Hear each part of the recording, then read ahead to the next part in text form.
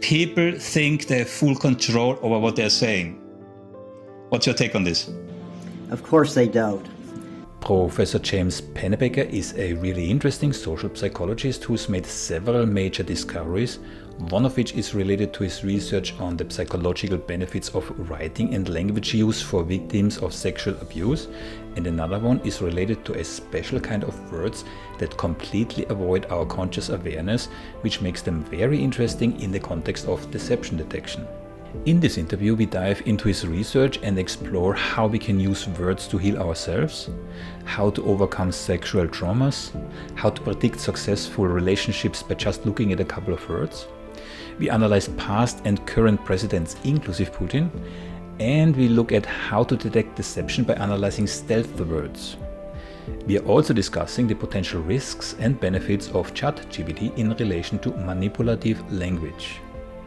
Professor Pennebaker has developed a linguistic inquiry and word count program that's an automated application for text analysis, and it has been widely used in studies on deception detection and gender differences in language use. And by all accounts, these differences are absolutely not what you might expect. Professor Pennebaker has also conducted research on language style matching. That's how people subconsciously adapt their language to match, or not to match, that of their conversation partners. The degree of language style matching tells us a lot about the social connections of the speakers and their hierarchy, power and dominance ranking, to give you just a couple of examples. Beyond his research, Professor Pennebaker is also the author of several books, including Opening Up by Writing It Down. This book delves into the power of language use and writing for personal growth and well-being, especially if you have to deal with some form of personal trauma. If you're more interested in deception detection in a way that so far is hardly explored because everyone mistakenly looks at nonverbal communication when trying to spot lies, then The Secret Life of Pronouns tells you what to look for. And we are discussing all of this in the following interview. Good, and here we go. Professor James Pennebaker, what a pleasure and what an honor to have you on. Thank you so much for your time. I was really looking forward to this conversation. Me too. I look forward to it. It's nice to be here. Thank you again.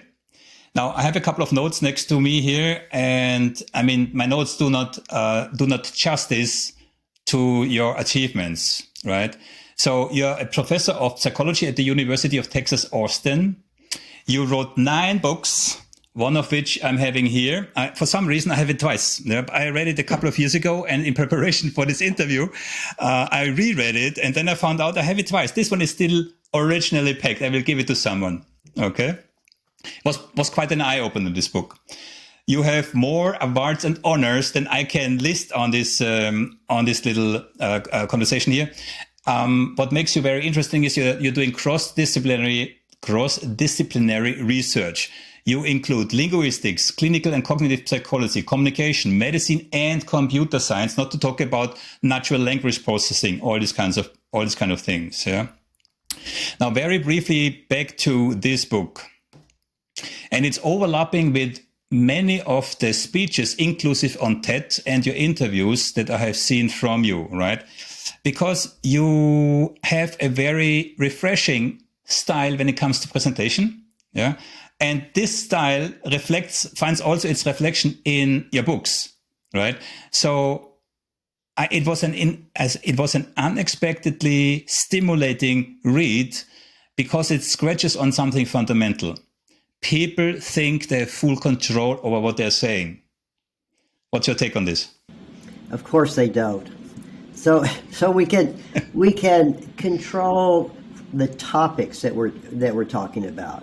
So you and I can decide, or I can decide I will talk about this or not that, but the way I talk is almost impossible to control, and therein is the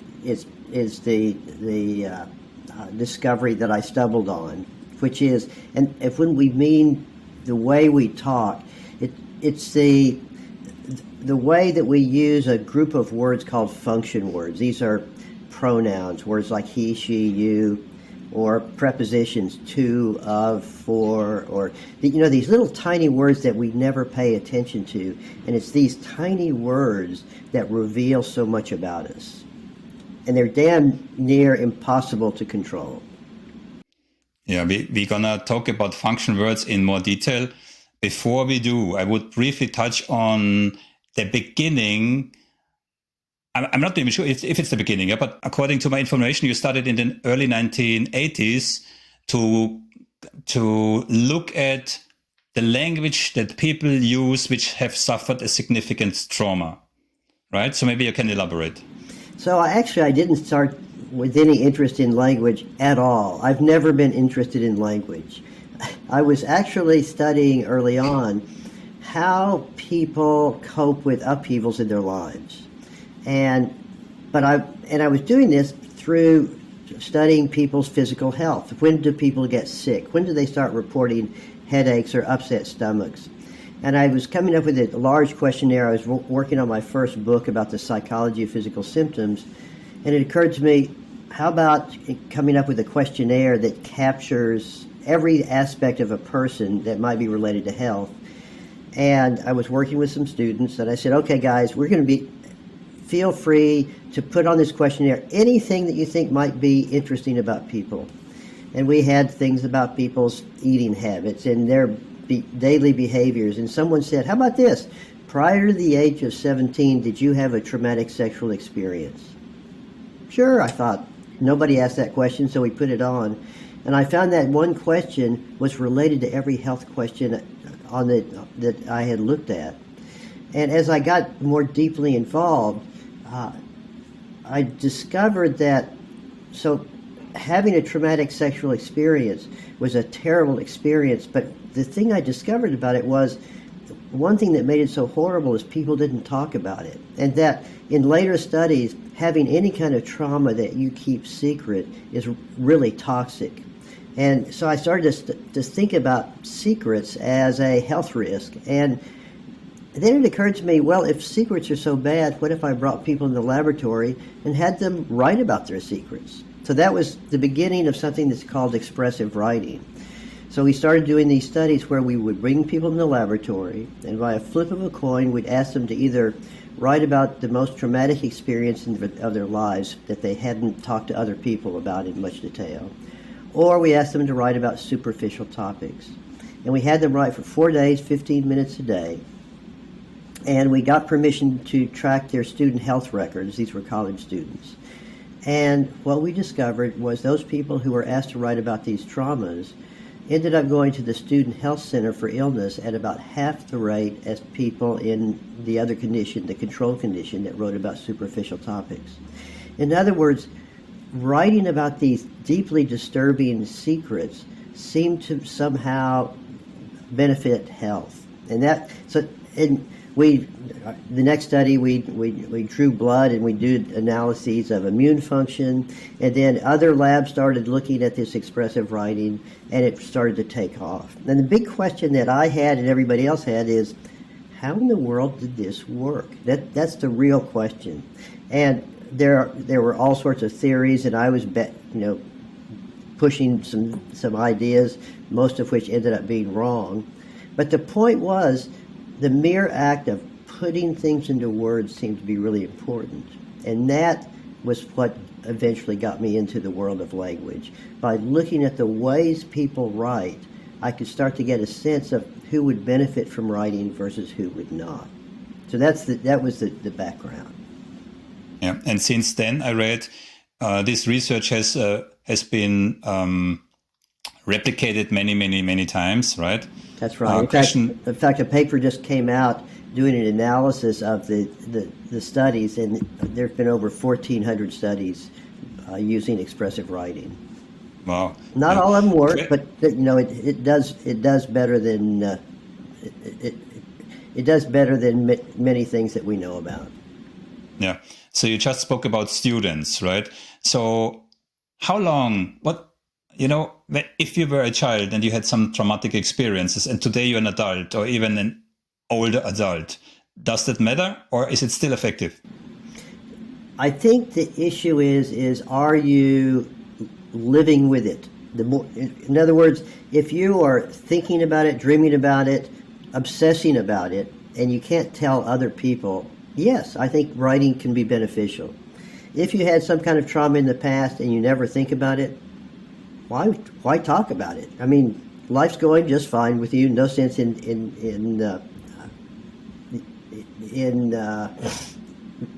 digging up something that doesn't need to be dug up. Yeah. What about on a subconscious level? You're an adult today. You think you have dealt with it. You are not obsessing about it. Could you analyze in the writing if there are still some traces of this trauma? Yeah, if you want. You should know I'm not a clinical psychologist. I'm not a psychiatrist. I've had no training in clinical psychology. But I just think of this logically. If I really am not obsessing about it, I'm not worrying about it, everything's going fine with my relationships and work's going well, I think it could be a great intellectual exercise. I don't think it's going to won't necessarily make you a better or happier person. Okay, good. Now, I'm coming from a little bit a different angle. I'm coming from business, yeah, and I'm an active manager for a large corporation, and I did my own academic research in regards to deception in negotiations. And this is a goldmine. Again, I cannot stress this enough. Your research is a goldmine in that respect. Especially, I said it already, people think they have full control over what they're saying. And there's a second misconception I would like to pass by you. People often think, especially when it comes to deception detection, right? It's often assumed you kind of have a premeditated intent to deceive. Then you kind of have a pre-formulated deception string in your mind, and then you roll it out. Yeah. Whilst in reality, it's more like streaming, right? And that's an expression I have from Tim Levine, who I interviewed not so long ago, because I can't tell you now exactly which words I'm going to use in 3 seconds, right? So how about this whole preconception about these prefabricated, let's say, deceptions, putting it out? So what's your take here? So again, if I am really planning to deceive you, I might beforehand think, okay, I'll tell him this instead of that. In other words, I can control my content, but I'm going to still be, there'll still be words in there that I tend to use when I'm being honest. And if I start to lie, I won't use those words. And the words that I would use are really subtle ones that, first of all, I don't know what they are, and I can't control them. And even if here I am, a world expert on this type of language. If I'm in the middle of trying to deceive you, the ability to control these little words in our interaction would just be an overwhelming task. It would be almost impossible. So therein the interesting issue is that when we are trying to be dishonest, we're worried about, how do I look? Do I look innocent? What should my facial expression be? What should my body language be? And how should I be using words? The human mind can't control all of that very well. So my experience is, if I'm, as a speaker, try to control my function words, and we're going to explain in a moment what they are, yeah, then my cognitive load is so high that I cannot cohesively talk, yeah. And I tried it also the other way around. If I, as an investigator, try to focus on those function words equally, my cognitive load is so high, I'm no longer able to follow what the person is actually saying. That's exactly right. When I first started doing this work, one of the things about these function words, so we need to tell everybody function words. So in every language you have function words. And they're not that many in every language. That's the interesting thing. And when you try to learn a new language, they're the hardest ones to master. The right pronouns and prepositions, but you also have articles, a, and the, and you have words like auxiliary verbs, am, is, have, had, was, etc., and conjunctions, and, because, and let's see, some certain kinds of non-referential adverbs, words like so, very, really, etc., and negations, no, not, never. There are only about 200 of these words in English. And what's interesting is they account for about 55 to 60% of all the words we say, all the words we use, which means if I'm going to learn a new language, I could just master those 200 words, and I would know the majority of words that you spoke in your native language. I would have no idea what you were saying because they don't have any content to them. But and the interesting thing is they are the ones that are the hardest to master. When people are coming up with computer programs to find out what a person's native tongue is, by analyzing function words, you can do a pretty good job to figure out what language they come from, because they have real problems with those words that don't exist, say, in English or are not common in English. Yeah, so to recapitulate, because there was a lot of information you just said, function words are like pronouns, articles, auxiliary words, those little words that glue it all together, compared to content words like nouns, like Thomas Sky, professor, etc., etc. So I read that you, as a native English speaker, have about 100,000 words in your vocabulary, which is impressive. And from those, are only a couple of hundred are function words, right? The interesting thing in terms of deception detection, again, all from your book, interesting in regards to deception detection, is that those function words are not only processed differently than the content words, but they're also being processed in a different part of the brain. And the most important part is what we already scratched on: they completely evade conscious awareness, right? And this makes those couple of hundred of function words so massively interesting, not only when it comes to deception detection. I have a whole list of benefits here, because according to you, function words can tell us something about personality, age, gender, social class, stress levels, social relationships or the quality of relationships, leadership ability, personality type, and much, much more, right? So I would really like you to give us a couple of examples or a couple of examples of findings that you had in regards to function words. Okay. And before I begin, let me just bring up one other issue. They are processed in the brain differently, and we have trouble controlling them, and we have trouble thinking about them, but they're almost impossible for us to hear in other people. So, and that's the interesting thing is, so as people are listening to this podcast, nobody knows. Have we been using high rates of pronouns compared to other people? You've got no idea. I've got no idea. And even if you're trained in this, you can't do it. Okay. Let me give you some really common examples. In spoken English, the most common words that people use is the word I. And in written language, the most common word is thee, but spoken language is I. And we use I very high rates in some contexts and lower in other contexts. So, for example, if I'm talking to friends and it's informal and we're sitting in a bar, we will use I words at high rates. Maybe 8-9% of our words will be I's. If it's a formal setting, a classroom, a courtroom, or whatever, I words are used at very low rates, maybe 2%. And people differ by age, etc. But what's interesting is it's also associated with when people are being honest. If you and I are being, let's say, interrogated or asked by a friend, what did you do last night? And let's say that last night, I went to a movie, and last night you were having you were on a crime spree that nobody knows about. So you're going to have to lie about what you did last night, and I'm going to tell the truth.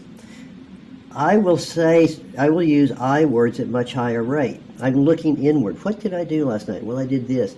And you're not looking at in terms of what you did last night, because if you talk about your crime spree, you'll be arrested. You will now be thinking, okay, went to this location, did that, went to the store, and then this happened, and so forth.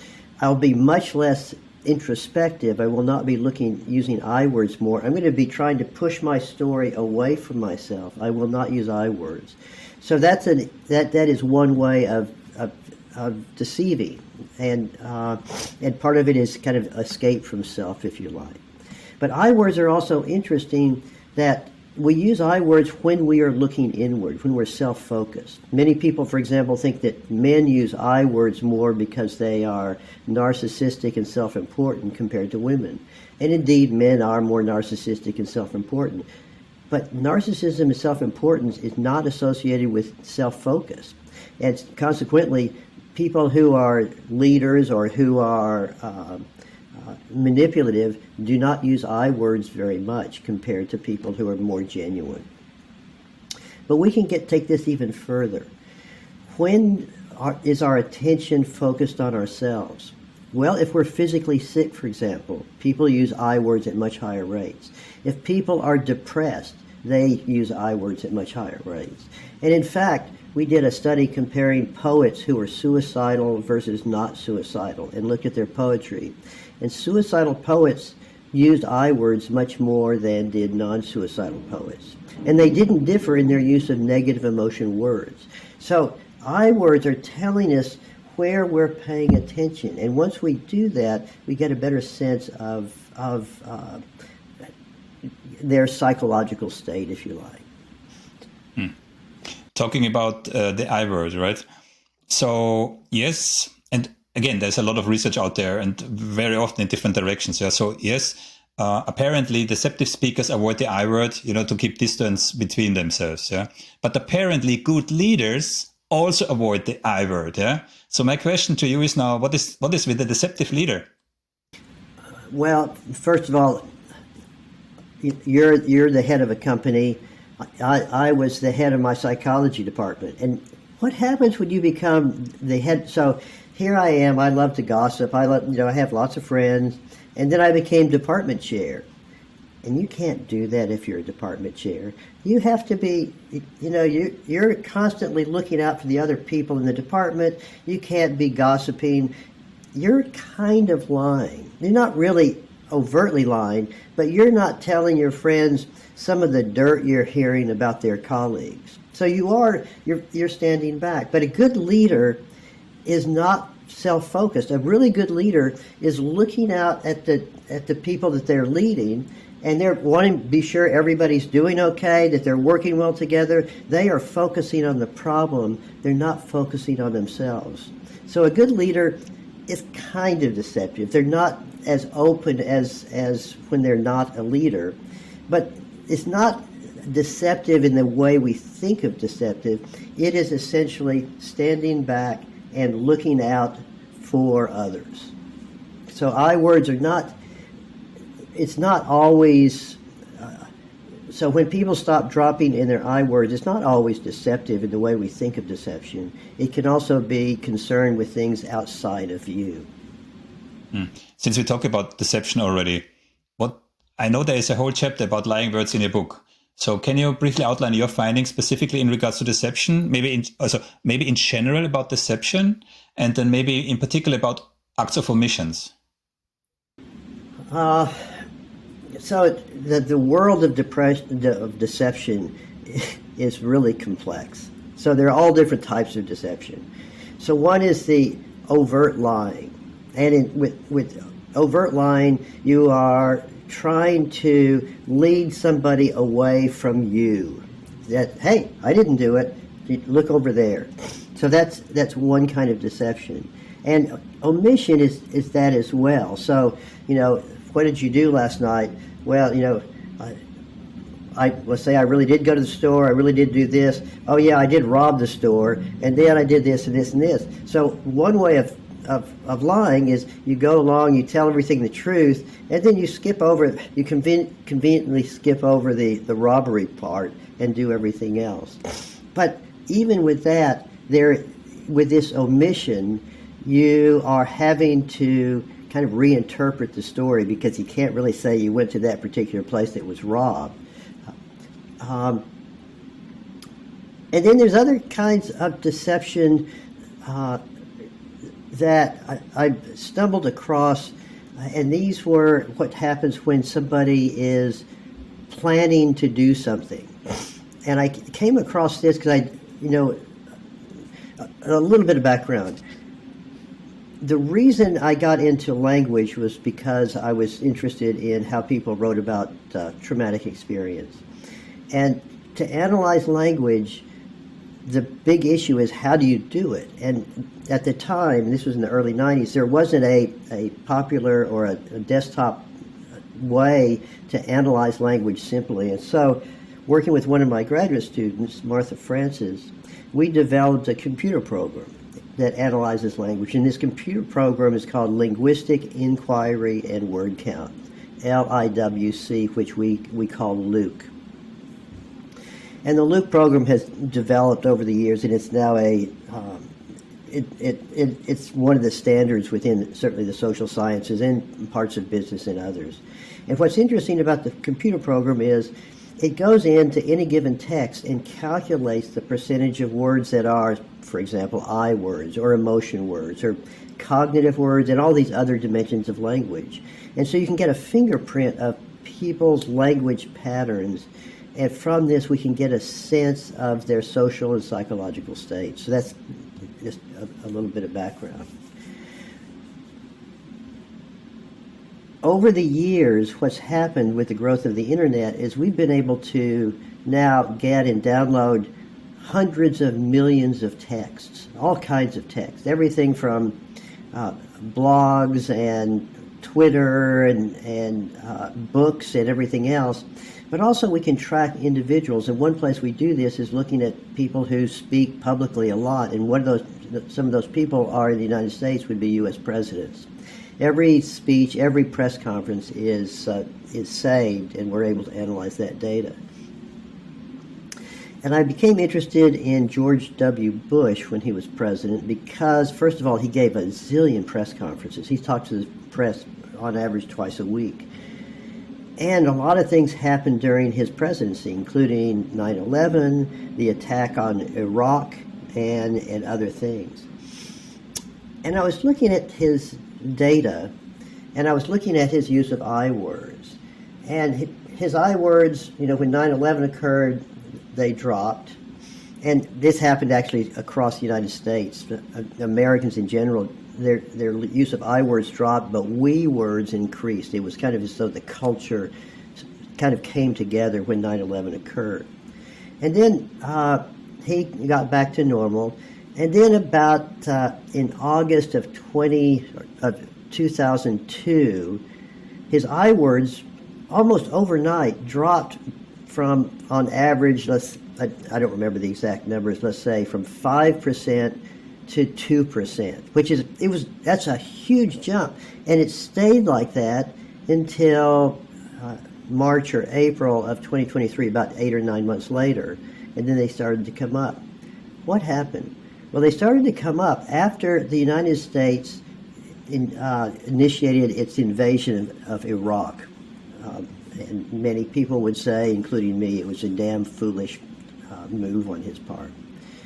But I was interested in when his I words dropped. And when I was writing my book, some memoirs were coming out, and that week when he dropped in his I word uses is when he decided to attack Iraq. So he was now all of a sudden harboring this secret that he didn't want everybody on Earth to know that that the United States was planning to attack Iraq. In a sense, he was being deceptive. He was holding back. He was trying to keep his cards closer to his vest. And I found the exact same thing with Putin. Putin was actually even more interesting with Ukraine. With Putin, he was amassing all of his military all around Ukraine. But, I was tracking his I words, and they were just completely normal up until December. Remember, he attacked in Iraq the end of February. And with George Bush, we see that his decision was made 8 or 9 months later, prior to the invasion. But here, he's amassing all these things, and I don't see a hint of his I words changing until the 1st of January. and then they drop a huge amount. I think he was still weighing his options up until the first part of January, and that was when he made the decision. And the fact he only made that decision, a month and a half before, maybe it helps to explain why the Russian army was so completely unprepared for that war. But it's the same phenomenon.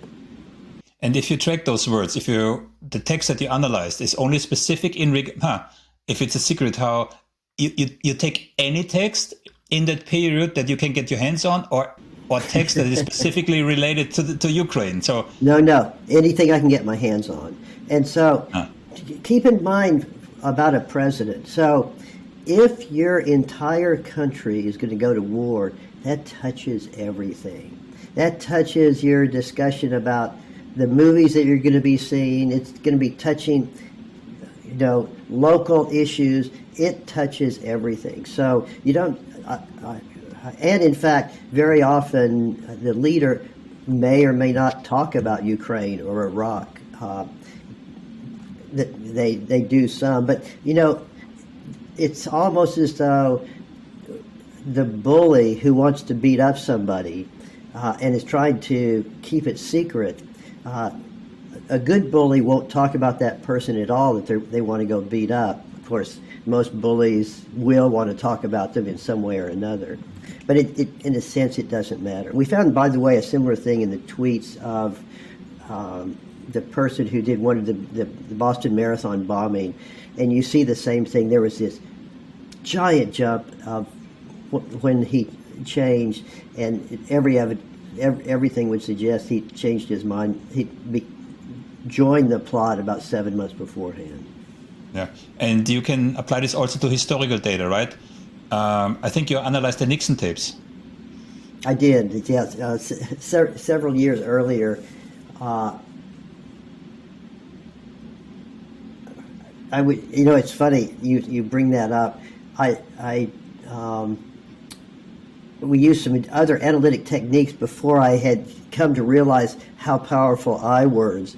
But you do see these shifts in time with him and who he is connecting with over time. Yeah. Did you find any gender differences in language use? Huge gender differences. And we find these across languages, across cultures. And they go against everything that most of us believe. So, for example, most people think men use I words more. And as I pointed out before, actually women use I words much more than men do. We words, everybody thinks women use we words more. There's no difference. One reason is because men and women use we differently. Men are more likely to use we in this kind of cold, distant way. And so you often don't know what we refers to. There are very little differences between men and women in terms of emotions. There are big differences in articles, a, and the, and prepositions. Men use those at much higher rates. I'll explain that in just a second. There are big differences in cognitive words. These are words like realize, understand, know, because, cause, effect, reason, rationale. And women use those words at much higher rates. Again, people generally think men do. And then women use far more social words, references to other people. And that's the only thing I've told you that everybody is right on. Most people are wrong on all the others. And one reason we see these differences is men and women talk about different things. Men are more interested in objects and things. Why is my air conditioning fan making so much noise? So if you're talking about objects and things, you're using nouns at high rates. And with nouns, you need articles and prepositions. They are always related to nouns. Women tend to be more interested in human beings and other people and how they are working. And what's interesting is, if you look at the complexity of the topics, women's topics are far more complex than men. Men are, they're all sitting around, well, why is that air conditioning fan making so much noise? Well, it could be it needs oil. Well, it could be whatever. But the underlying theories behind it are pretty simple.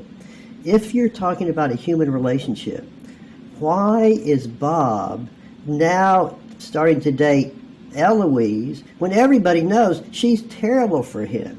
And now you get into the underlying theories, and people have these really complex theories trying to understand human relationships. You need a richer cognitive vocabulary if you're talking about human relationships than you do if you're talking about objects and things. And so what you find is that there's these really reliable differences in sex differences in language. So if men and women talk differently, coming back to deception, did you find different linguistic cues or indicators to deception for men and women? So no, we find the same thing. So both men and women, when they're being deceptive, drop in their I usage. Now it's true that men have a lower base rate in I usage than women, but in terms of when they both are lying, you see a drop. So that's another important issue, is you kind of have to see what's normal for people and then see how it deviates for them. Okay.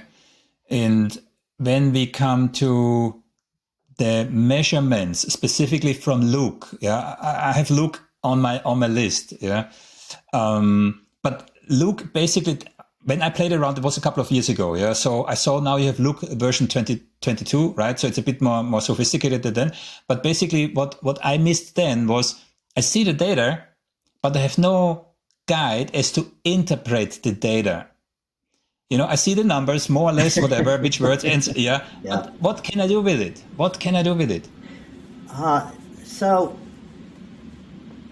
there's two things you can do with it. One is you can go and look at the tables that come with the program, where we have data sets from 15 different very large corporates, from conversations to business meetings. I don't know if we have business meetings, but emails or formal reports, etc.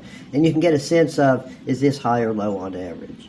The other thing that I'm always interested in is, if you're analyzing your language, let's say you're analyzing emails, how do your emails to person A differ from your emails to person B?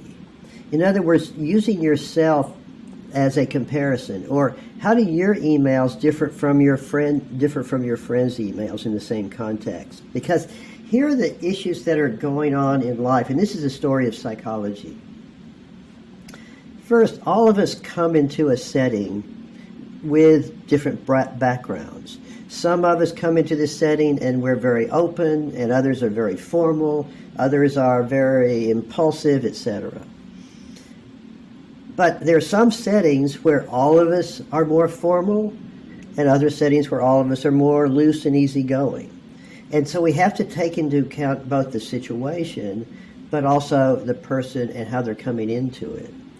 And so how can you interpret language? It's the same thing. How can you interpret a person's facial expression? Or how can you interpret their tone of voice? You have to take into account the person and the context and their recent history, and also this current context. Do they have reason to lie or tell the truth? But you're right. Going into it blindly and analyzing one set of text, it's crazy. It's ridiculously overwhelming. Yeah, and when you say higher usage of certain words or lower usage of certain words, then you mean compared to the average in your data set, or compared to the average of that specific speaker? Whatever you want. That's your option. The ideal, of course, is you would take into account both. So let's say you go through and you analyze your emails, and your average word usage is 3%. And so you go in, you look in the tables, and you say, well, in conversation, it's usually 5% or 4%, but for emails, it's usually 2%. And so you'd say, well, compared to people's use of that, I am I'm using I words more, meaning I'm probably coming across as a little bit more personable than the average. But then you need to look at yourself, and you see that last year your numbers were 1.5%, and this year it's 3%. And then I'd say, I wonder if you're depressed. What's going on? So relative to you, your I words are high. Relative to the general population, they're somewhat high. So there are all these different ways you can start to think about this.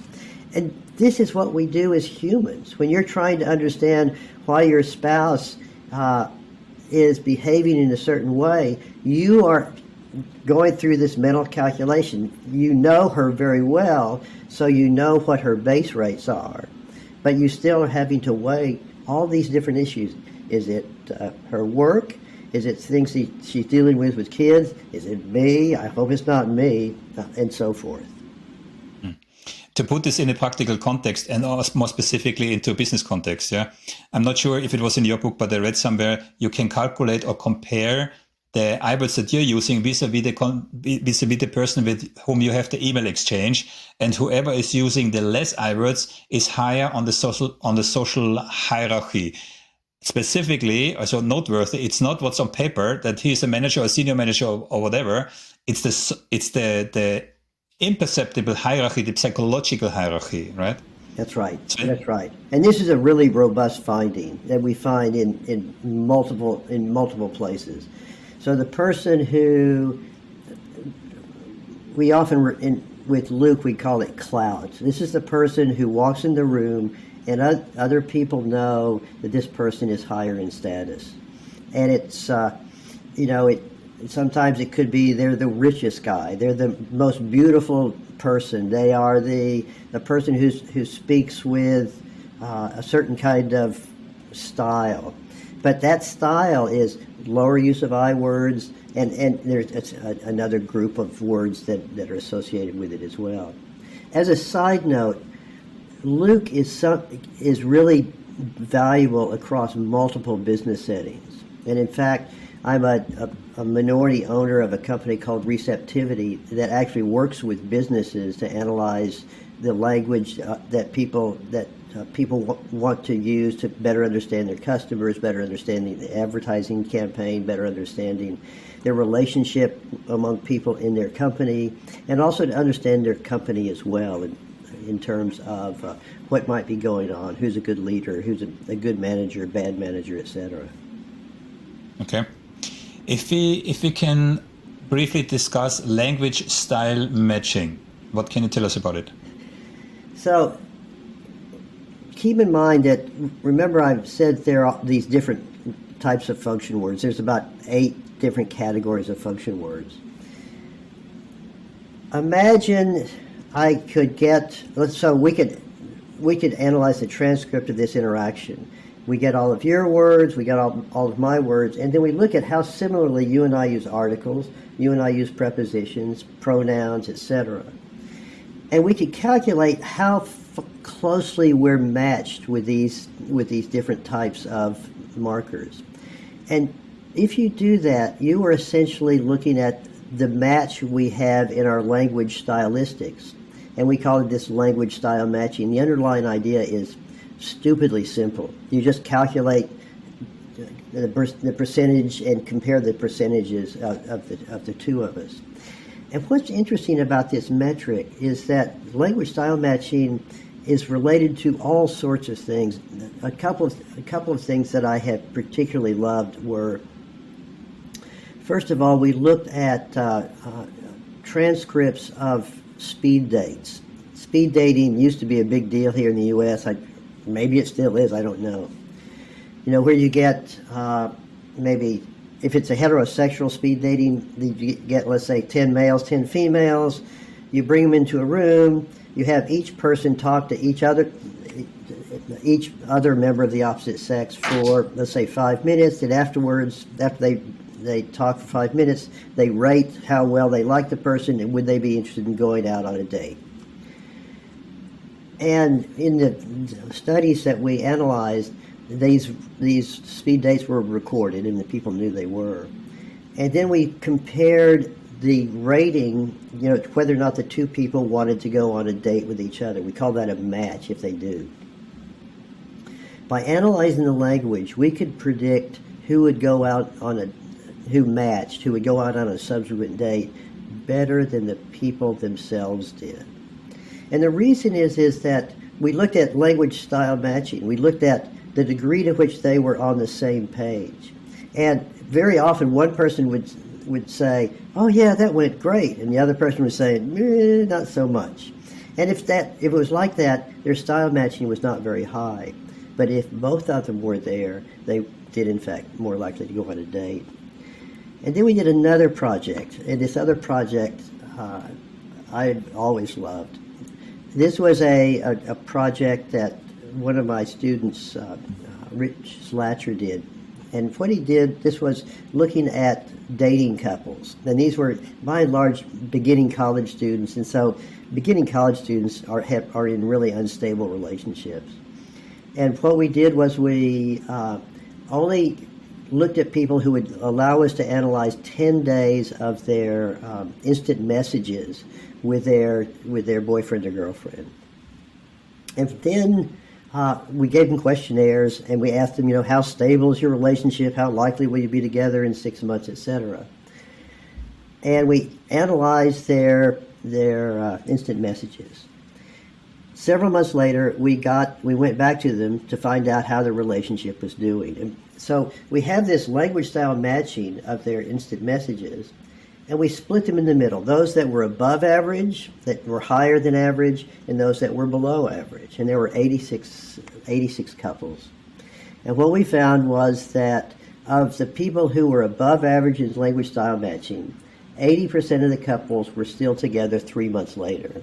And those that were in the bottom half, about 52% were still together 3 months later. And what was interesting was the people's judgments of their relationship had nothing to do with whether or not they were together. So here we see the evidence in their language in a way that they themselves don't see.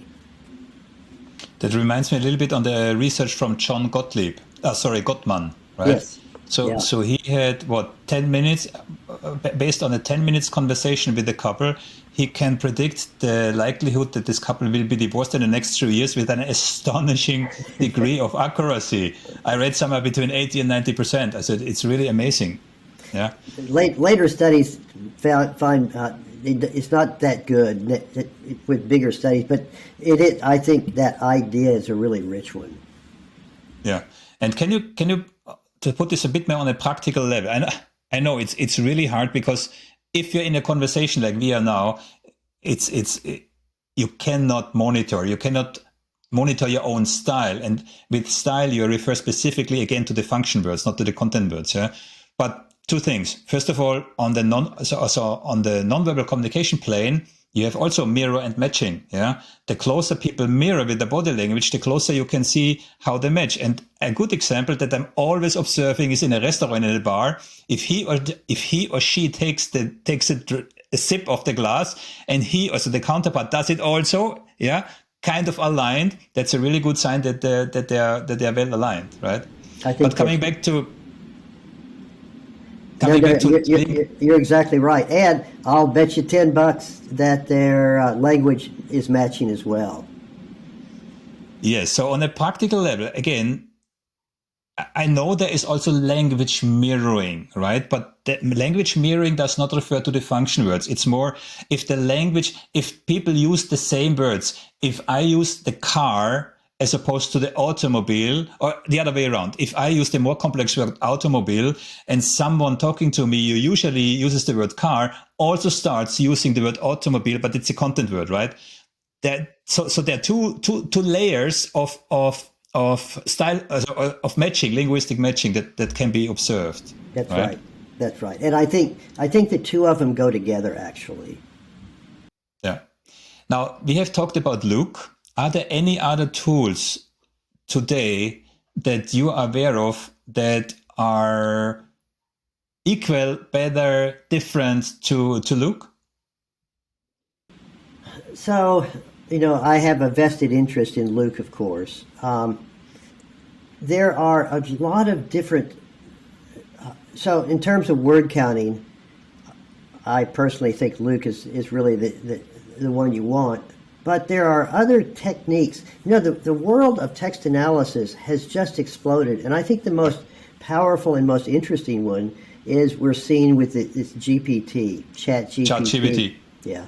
On my list. Yeah. This and GPT is changing the world. This is the beginning of a revolution that is both thrilling and terrifying, because it's giving us it has opened a window of some ways of thinking about language that I think most of us didn't believe would happen in our lifetime. It's very different than what Luke does, although future generations of GPT will be able to do it, I feel certain. Because GPT, like humans and like Luke, is based on language. It's based on how people put words together, how people think. And it's just using its algorithms, it is using function words in ways that human use function words as well. But, it's real, I think its real power is, yes, it's going to be able to help in understanding personality. It's going to be, I think, useful in understanding so many aspects of life, in terms of how how does Thomas differ from some other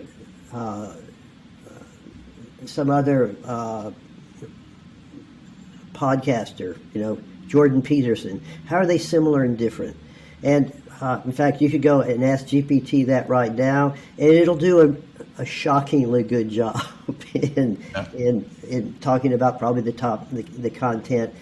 Not so much personality. I found this personality analysis pretty stupid, but I think in the future it'll be pretty impressive. ChatGPT was actually on my list. I wanted to ask you if you already work with it. I mean, really work as research. I've been doing a lot with it. I just tried to just get a sense of how it works, when it works, and I think there's this. It's very interesting looking at many of my colleagues who are really working hard to show it's not that great. I think it's that great, but it's not there yet. It still has, if you look at how much it has changed over the last year to what it is today, it's creepy. It's really remarkable. And many of the things that people are complaining about, they're all fixable. In fact, I've just written an article where the question is how far are we from ChatGPT as a friend, as a real friend, so that you can get up in the morning and have a conversation. It can tell you about its day, which of course is all manufactured, and you can tell it about your day, and it'll say, oh, by the way, Jamie, there's an article that just came out you might be interested in that deals with so-and-so, and would you like a copy? I say, yeah, that'd be great. Or no, just summarize it for me. Or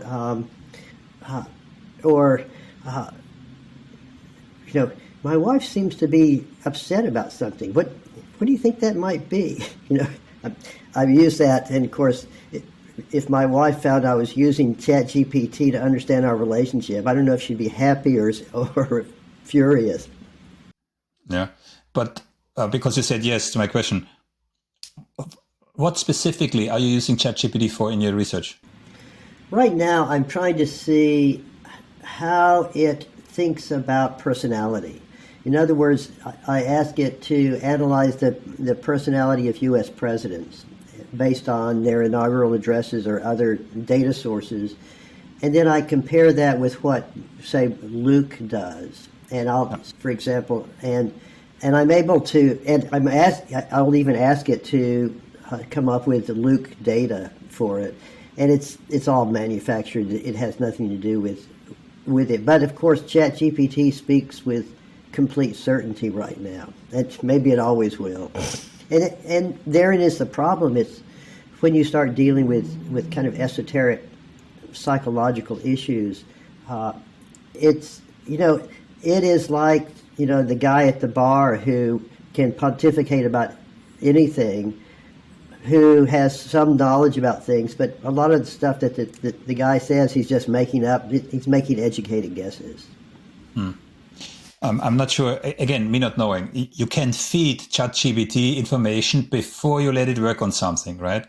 And I tried it, and especially ChatGPT 4, which is now out, I don't know, 4 to 6 weeks, I don't know, because it remembers much more. So what I tried is that there are some contested methodologies from people I've interviewed. One is from Abhinav Sapir, scientific content analysis.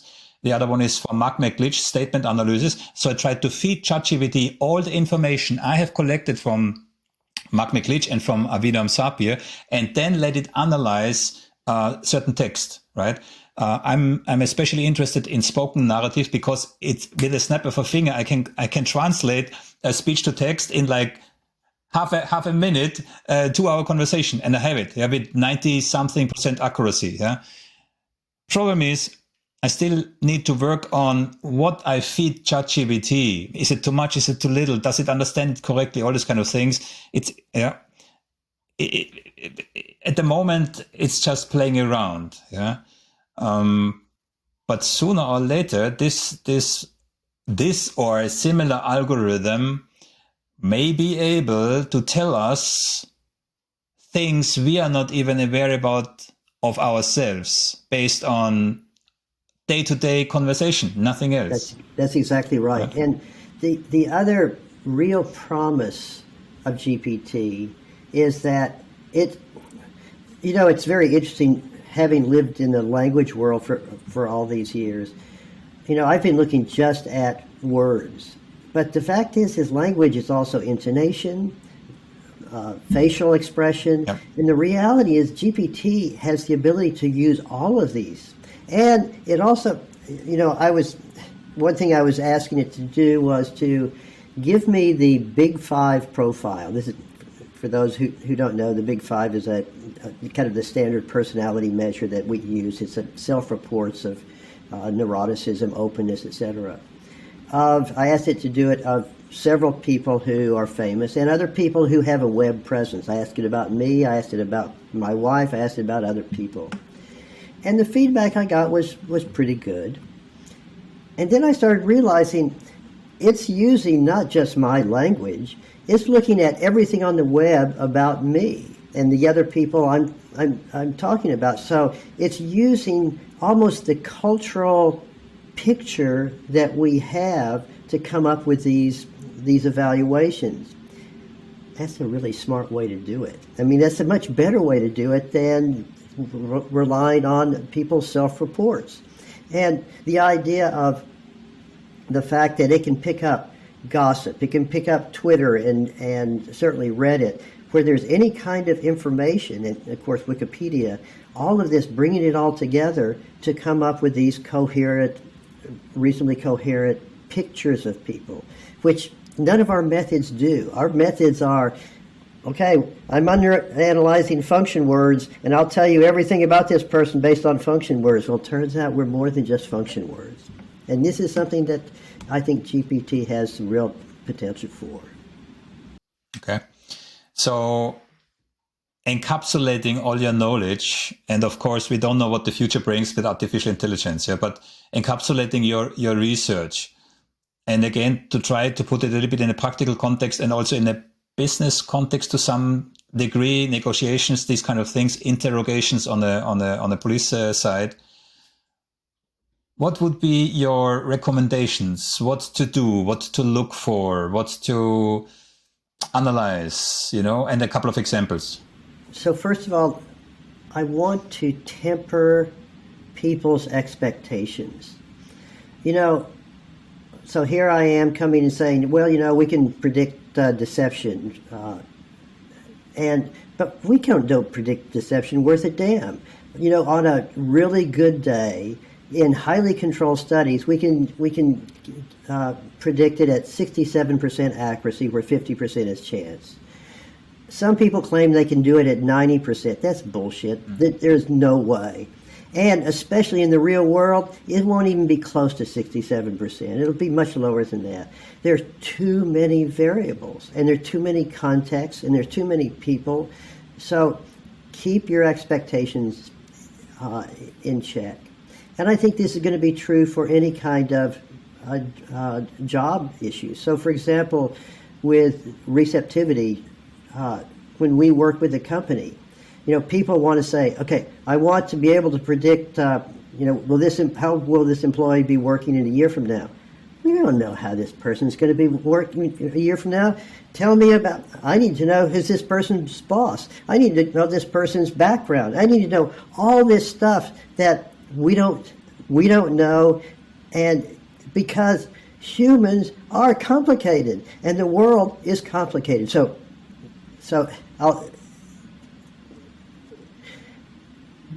I have to kind of stop there just to make sure that this stuff that we're doing is wildly exciting.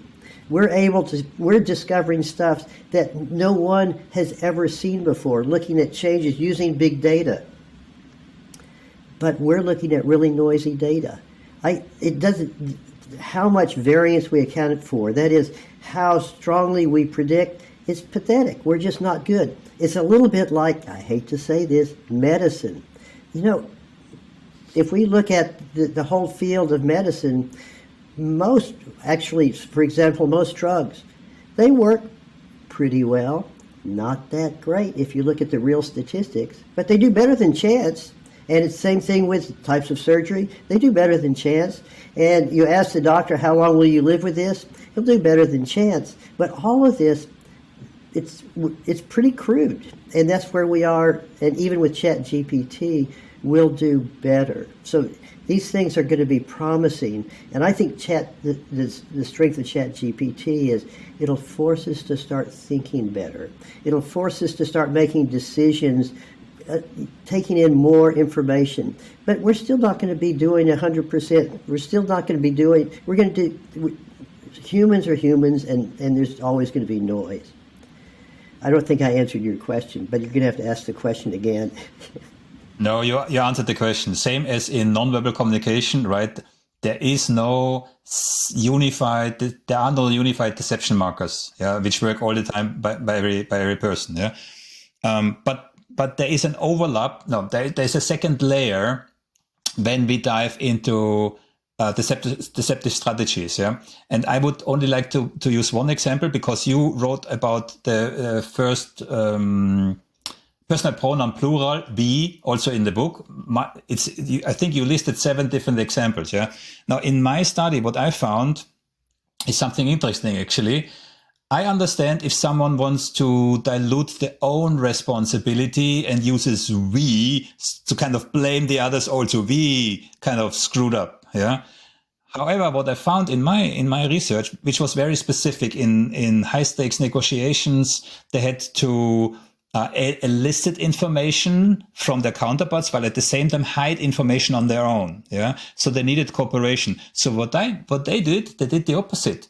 They used the we did something, while it was clear that it was their counterpart's responsibility, and they did so for one reason only: impression management. They still wanted to appear cooperative, so they very subtly did not attack or confront their opponents directly, but they said we, should we not, or we did, So that was interesting for me, because these are not indicators of deception, but they're indicators of a strategy being used. And then you can, of course, dive into what's behind it, etc., etc. It's only one example, but I mention it because you had also 7 examples of the usage of we. Mm-hmm. That's right. As a side note to this, I've been doing with one of my students, Ashok Kumar. We've been looking at how groups work and how people become true believers within a group, and this idea of kind of the development of identity and we. But there's another interesting issue, which is if you and I are negotiating and we are both absolutely certain our approach is right, and we're supposed to negotiate, a technique that's really powerful is to change the topic and start talking about, say, our families, our children, or whatever, where all of a sudden there is a we, that the two of us do in fact have a shared world, that it really does grease the wheels of negotiation. Is it manipulative? Sure could be, but at the same time, it is alerting the two of us about our shared worlds. Rapport building, yes. That's right. Rapport building, yeah. Okay, Professor Pennebaker, I thank you very much for your time. It was a real pleasure talking to you. Thank you. Well, I've enjoyed this as well. Thank you.